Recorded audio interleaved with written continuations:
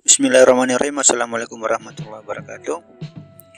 Teman-teman, di video kali ini saya ingin berbagi informasi tentang beberapa hal yang berkaitan dengan seleksi kompetensi P3K tahun 2023 ini, yaitu tentang nilai ambang batas seleksi kompetensi sebagaimana keputusan Menteri Pendayagunaan Aparatur Negara dan Reformasi Birokrasi atau Kementan RB ya, nomor 652 tahun 2023, sebagaimana tentang nilai ambang batas seleksi kompetensi pengadaan pegawai pemerintah dengan perjanjian kerja untuk jabatan fungsional tahun anggaran 2023. Oke teman-teman, di sini sebagai pembanding saya sudah siapkan juga untuk nilai ambang batas pada tahun 2022 kemarin, itu nomor 971. Sama juga nanti supaya teman-teman bisa lihat ternyata ada perbedaan nilai ambang batas untuk tahun 2022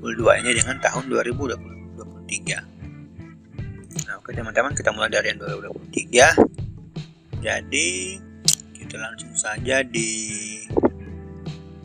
bagian keputusannya. Ini hal-hal dasarnya itu sama saja untuk seleksi pengadaan, seleksi kompetensi pengadaan pegawai pemerintah dengan perjanjian kerja tahun 2023 itu dia meliputi seleksi kompetensi teknis, kemudian manajerial, dan kompetensi sosial kultural. Kalau dilihat juga di sini masih sama, ini hal-hal dasarnya sama. Kemudian untuk materi seleksinya itu ini juga sama teman-teman, ada 8 untuk ini kompetensi manajerial. Di sini juga ada 8, masih sama, integritas sampai dengan pengambilan keputusan. Kemudian untuk yang sosial kultural juga 4, masih sama. Nah, di sini kita lihat di tahun 2023 untuk kompetensi teknis, manajerial, dan sosial kultural itu durasi waktu 120 menit. Kita fokus saja di tahun 2023 teman-teman, nanti kita lihat saja dengan tahun 2022 itu untuk perbedaan-perbedaan, tetapi kita fokus saja di tahun 2023 ini. Kemudian ini untuk jumlah soal untuk seleksi kompetensi teknis itu ada 90 soal, kemudian seleksi manajerial 25 soal, kemudian seleksi kompetensi sosial kultural itu 20 soal, dan wawancara 10 soal. Nah, untuk bobot nilai, pembobotan nilai untuk seleksi kompetensi teknis itu jika tidak mengisi berarti nilainya tetap 0 atau salah mengisi jawaban atau tidak mengisi itu nilainya tetap 0. Ini juga masih sama dengan yang tahun sebelumnya. Jadi untuk yang seleksi kompetensi manajerial itu memiliki nilai terendah 1 dan nilai tertinggi 4. Artinya ada 4 opsi pada seleksi kompetensi manajerial. Sama juga dengan seleksi kompetensi sosial kultural. Jadi teman-teman jawab salah dan benar tetap memiliki nilai. Jawaban yang terbaik itu nilainya 4, yang terendah itu nilainya 1. Nah, untuk bobot wawancara ini juga dikasih bobot nilai. Jawaban yang paling benar itu 1 dan nilai yang paling tinggi itu 4. Jadi hampir sama saja dengan kompetensi manajerial dan kompetensi sosial kultural. Nah, untuk nilai kumulatif di tahun 2023 ini agak rendah teman-teman dibandingkan dengan yang 2022. Di tahun 2023 nilai kumulatif paling tinggi itu sebesar 670. Ini untuk seleksi kompetensi dan wawancara. Kalau kita lihat di tahun 2022 nilai kumulatifnya itu ini teman-teman 690. Jadi ada perbedaan, kurang lebih diturunkan sebanyak 20 nilai. Di sini cuma 670, yang dimana nilai kompetensi teknis itu 450, manajerial dan sosial kultural 180, dan wawancara 40. Perbedaannya itu cuma di seleksi manajerial dan sosial kultural. Yang di tahun 2022 itu nilainya sebesar 200, sedangkan di tahun 2023 itu nilainya cuma 180. Ini tahun 2022 teman-teman nilainya 200. 2023 itu dikasih kemudahan diturunkan nilainya menjadi 180. Nah, itu termasuk perbedaan juga dengan tahun 2023. Artinya teman-teman masih diberi sedikit kelonggaran untuk nilai ambang batas, nilai kumulatif ya, kurang lebih seperti itu. Nah kemudian jadi teman-teman mendapatkan nilai sempurna itu di kompetensi teknis sebesar 450. Kemudian nilai kompetensi sosial dan kultural dan manajerial itu 180, dan wawancara nilai terbaiknya itu 40 karena 10 soal, 10 kali 4 kan 40, kurang lebih seperti itu. Nah kemudian untuk nilai ambang batasnya kita lihat di sini. Untuk yang seleksi kompetensi teknis nanti ada di lampiran. Untuk seleksi kompetensi manajerial dan sosial kultural teman-teman harus mendapatkan nilai paling rendah itu 117, sedangkan untuk wawancara itu 24. Nah jika teman-teman mendapatkan nilai di bawah 117 maka teman-teman bisa tidak lolos karena nanti kan ada perankingan. Sebelum perankingan saja teman-teman sudah harus mendapatkan nilai aman yaitu sebesar 117. Jika kurang dari ini maka bisa dikatakan teman-teman tidak memenuhi nilai ambang batas. Begitu juga dengan nilai wawancara. Kalau kita melihat di tahun 2022 teman-teman itu lebih tinggi dibandingkan dengan tahun 2023 untuk seleksi kompetensi manajerial dan sosial kultural, di mana nilai ambang batasnya itu sebesar 130, sangat berbeda jauh atau sangat menurun di tahun 2023 itu menjadi 117. Jadi teman-teman bisa belajar lagi lebih giat karena sudah diberikan kelonggaran untuk penurunan nilai di seleksi kompetensi manajerial dan sosial kultural. Ini kemungkinan sudah akumulasi dari nilai keduanya menjadi 117 untuk menjadi nilai ambang batas. Kalau di tahun 2022 itu masih 130. Untuk kompetensi untuk seleksi wawancara masih tetap 24, dan ada juga perubahan nanti di nilai seleksi kompetensi teknis. Kita langsung saja di seleksi kompetensi teknis teman-teman. Jadi karena saya lebih banyak membahas di sini untuk jabatan-jabatan di bawah bidang pertanian, saya akan membahas di sini khusus untuk jabatan-jabatan di bawah bidang pertanian. Yang terutama itu untuk jabatan penyuluh pertanian dulu ya.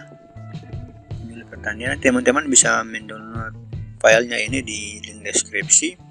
Kita lihat untuk penyuluh pertanian teman-teman, untuk ahli pertama itu nilai ambang batasnya untuk seleksi kompetensi teknis sebesar 252.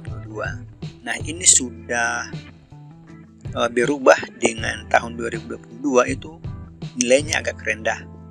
Artinya di tahun 2023 itu nilai kompetensi teknis itu dinaikkan, sedangkan nilai yang manajerial dan sosial kultural itu diturunkan.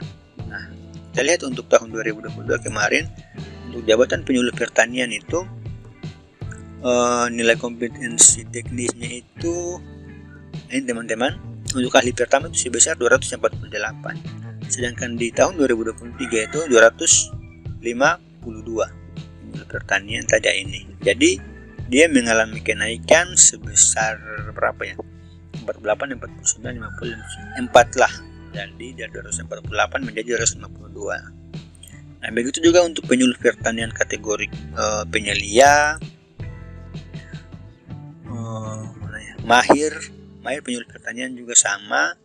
Kemudian yang pemula juga kalau tidak salah itu kayaknya di sini tidak ada yang pemula ya, langsung di penyelia, penyuluh pertanian penyelia 252. Jadi sama juga dengan yang di tahun 2022, nilainya juga sama. Untuk yang terampil itu untuk penyuluh pertanian nilainya juga sama 248. Jadi untuk jabatan-jabatan di bawah bidang pertanian itu nilainya semua sama teman-teman, baik penyuluh pertanian, pengawas benih tanaman, pengawas bibit ternak, nilainya itu sama 248 di tahun 2022, semua sama 248. Di tahun 2023 itu nilainya sama, naik juga semua sama-sama dari 248 menjadi 252. Misalnya ini untuk analisis pasar hasil pertanian yang terampil itu 252. Nah ini juga penyelia, misalnya penyelia pengawas benih tanaman naik juga menjadi 252. Semuanya sama teman-teman 252. Jadi yang teman-teman yang mengambil jabatan teknis, jabatan fungsional di P3K ini, untuk yang di bawah bidang pertanian itu rata-rata nilai ambang batasnya untuk seleksi kompetensi teknis itu sebesar 252. Sini saya sudah coba rekap untuk keseluruhan jabatan di bawah bidang pertanian. Semua itu rata-rata baik yang kategori ahli maupun terampil itu nilainya semua 252. Kalau teman-teman lihat di sini, misalnya penilai pertanian dari yang ahli, mahir, penyelia dari sampai yang terampil itu nilainya sama semua 252. Jadi ini merupakan nilai ambang batas di tahun 2023. Untuk jabatan analis pasar, kemudian analis prasarana dan sarana, pengawas alsintan, kemudian pengawas benih tanaman, itu semuanya sama teman-teman, baik untuk kategori ahli pertama, terampil maupun pemula dan mahir. Analis pasar hasil pertanian terampil sama 252, POPT mahir atau penyelia juga sama 252. Jadi semua sama untuk teman-teman yang mengambil jabatan di bawah bidang pertanian. Nah, jadi 252 nilai ambang batas ini berarti bahwa teman-teman itu harus menjawab kurang lebih berapa soal di 252 itu. Kalau kita kalikan mungkin sekitar bobotnya tadi kan 5 kali dari berapa soal itu. Misalnya kita lihat tadi dari 90 soal kalau tidak salah. Nah ini 90 soal berarti teman-teman harus menjawab kurang lebih berapa ya, 50 kali 5 berarti sudah 50 kali 5 berarti 25, 250 sudah 255. Jadi teman-teman untuk lolos seleksi kompetensi teknis, jadi teman-teman itu harus menjawab minimal 51 soal dari 90 soal, karena kalau 50 saja berarti cuma 250, itu belum mencapai nilai ambang batas. Jadi teman-teman harus menjawab kurang lebih 251 soal, kurang lebih 51 soal agar teman-teman bisa mendapatkan 255 soal untuk teman-teman bisa aman di seleksi kompetensi teknis. Jadi teman-teman yang mendapatkan nilai yang kurang dari sini sebenarnya bisa dibantu juga dengan definisi sebelumnya yang sudah saya jelaskan, itu tentang nilai tambah yang bagi yang memiliki sertifikat kompetensi. Nah itu kan teman-teman bisa mendapatkan nilai sebanyak 25%. Jadi kalau teman-teman sudah mendapatkan nilai mencapai 255 misalnya, menjawab 51 soal benar, maka teman-teman mendapatkan nilai 255 ditambah dengan 25%. Jadi teman-teman sudah mendapatkan nilai yang cukup baik. Makanya sangat dianjurkan bagi teman-teman yang memiliki sertifikat kompetensi, silahkan dimasukkan untuk mendapatkan nilai tambah sebanyak 25%. Oke teman-teman, kurang lebih itu saja yang bisa saya sampaikan. Silahkan dibaca lagi dengan jelas, di-download saja di link deskripsi. Semoga informasi ini bisa membantu dan bisa bermanfaat. Kurang dan lebihnya mohon maaf. Assalamualaikum warahmatullahi wabarakatuh.